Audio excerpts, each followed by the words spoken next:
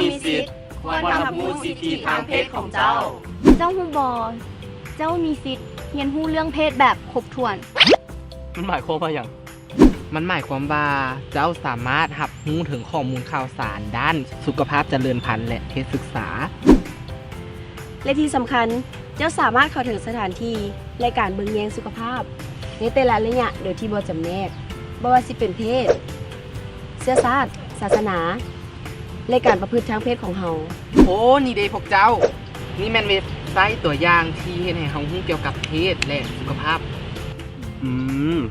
แต่เขายังสามารถที่จะเลือกแต่งงานกับไผเมื่อใดก็ได้เลยอ๋อมันหมายความว่าค่อยมีสิทธิ์ที่จะเลือกผู้ที่จะมาเป็นคู่ครองของค่อยแม่นบ่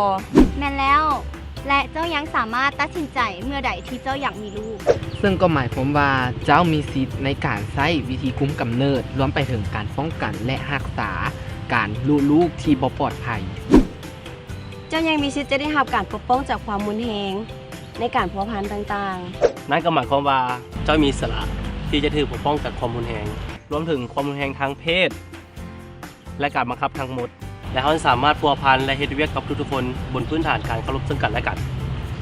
แต่ที่สำคัญที่สุดเจ้ามีสิทธิ์ที่จะตอบว่าบ่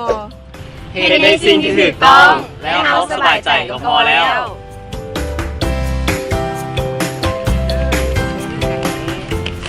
ท่านสามารถซอกหาและเรียนรู้เกี่ยวกับเพศศึกษาได้ที่เว็บไซต์ของพวกเราและถ้าท่านมีคำถามสามารถส่งข้อความหรืออินบ็อกซ์มาที่ Facebook ฮักมีแผนในตลอดเวลา